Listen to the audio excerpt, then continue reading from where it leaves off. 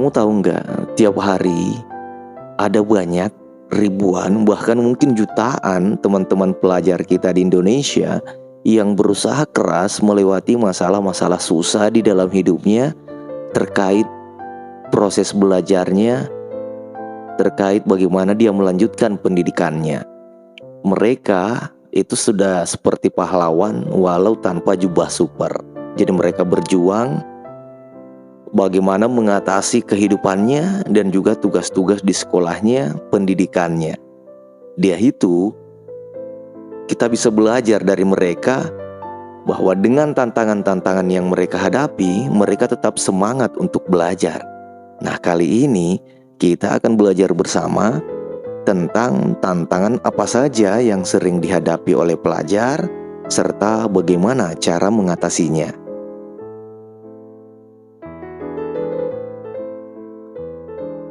Tantangan pertama yang sering dihadapi oleh pelajar adalah banyaknya tugas.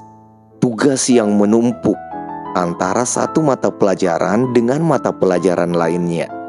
Banyak tugas, belum lagi ujian, dan lain-lain yang tentunya sometimes terkadang bisa bikin kepala kita pusing. Nah, jika kita sedang berada di situasi yang seperti itu, maka cara mengatasi tantangannya seperti ini. Dengarkan baik-baik, jangan lupa yang belum subscribe di-subscribe dulu, support dulu channel ini agar terus berkembang, memberikan hal-hal positif, menginspiratif atau mungkin informatif ya terkait kehidupan pelajar dan segala problematikanya. Well, cara mengatasi tantangan jika kita sedang diberikan tugas yang menumpuk, yang pertama tentunya adalah buatlah jadwal pelajaran. Nah, jadwal yang rapi bisa membantu mengatur waktu belajar kita. Hal yang kedua adalah pecah tugas jadi lebih kecil. Jadi jangan coba-coba nih menyelesaikan semua soal sekaligus. Itu tidak boleh seperti itu. Kenapa? Akan membuat kita merasa gampang lelah, gampang capek, dan apalagi gampang bosan.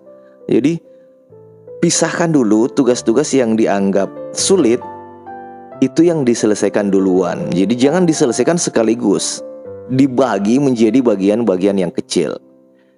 Hal yang ketiga, cara mengatasi tantangan banyaknya tugas itu adalah mintalah bantuan jika perlu.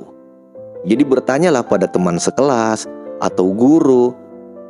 Mereka ini bisa membantu kita untuk mengatasi tugas-tugas yang susah tentunya. Yang kedua adalah stres dalam belajar. Ini stres dalam belajar bisa disebabkan oleh banyak hal. Bisa faktor dari dalam keluarga ataupun faktor dari luar keluarga.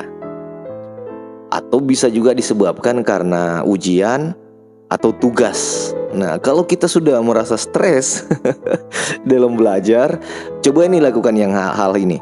Yang pertama adalah coba teknik pernapasan. Jadi tarik nafas dalam-dalam dan hembuskan perlahan-lahan. Atau dengan bermeditasi. Kalau teman-teman pelajar belum tahu, silakan Google saja, cari di internet banyak kok. Nah, dengan metode-metode pernafasan ataupun meditasi ini bisa membantu kita untuk merasa lebih tenang.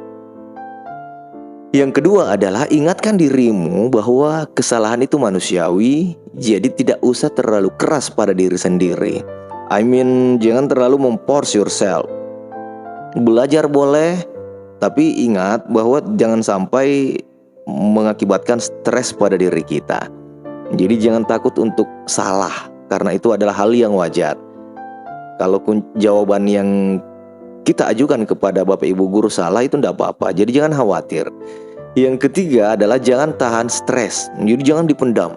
Tapi cobalah berbicara dengan orang-orang yang terpercaya, orang-orang dekat kita, bestie kita, brother kita atau sister kita di kelas misalnya, atau dengan keluarga jika kita merasa tertekan. Nah, tantangan yang ketiga yang sering dihadapi oleh pelajar adalah masalah sosial. Masalah sosial seperti apa? Bisa jadi konflik dengan teman atau tekanan sosial yang lainnya.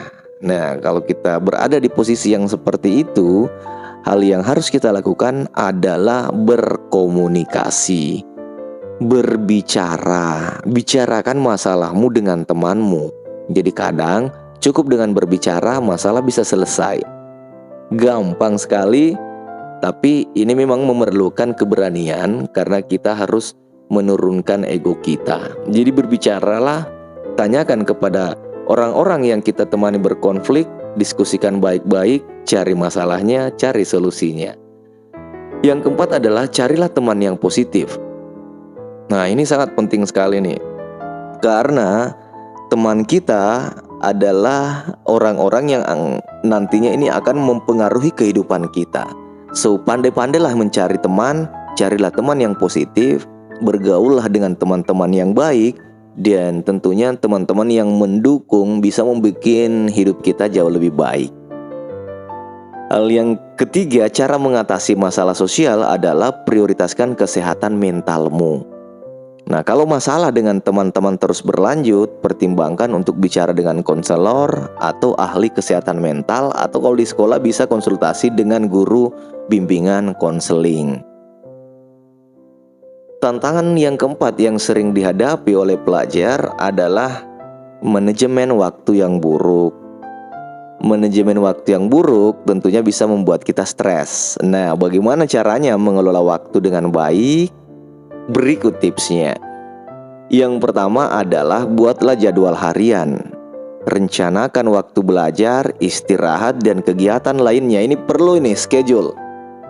Hari Senin misalnya kamu ngapain, hari Selasa ngapain, dan seterusnya. Ini bisa dibuat, diawali dengan bangun tidur jam berapa sampai tidur kembali. Jadi contoh bangun jam berapa, setelah bangun tidur ngapain. Contoh sholat, olahraga kecil-kecilan, sarapan, berangkat ke sekolah dan lain. Sepulang sekolah di ngapain lagi. Ini harus disusun agar jadwal ini bisa membuat kita atau membuat kehidupan kita ini menjadi lebih terorganisir.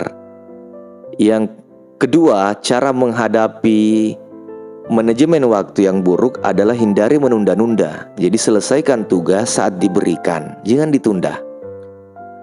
Bagian yang ketiga adalah pelajari cara mengatakan tidak. Jadi contoh nih, kita sedang mengerjakan tugas, tapi teman-teman kita memanggil kita untuk pergi ke suatu tempat misalnya, maka jangan ragu-ragu untuk mengatakan tidak.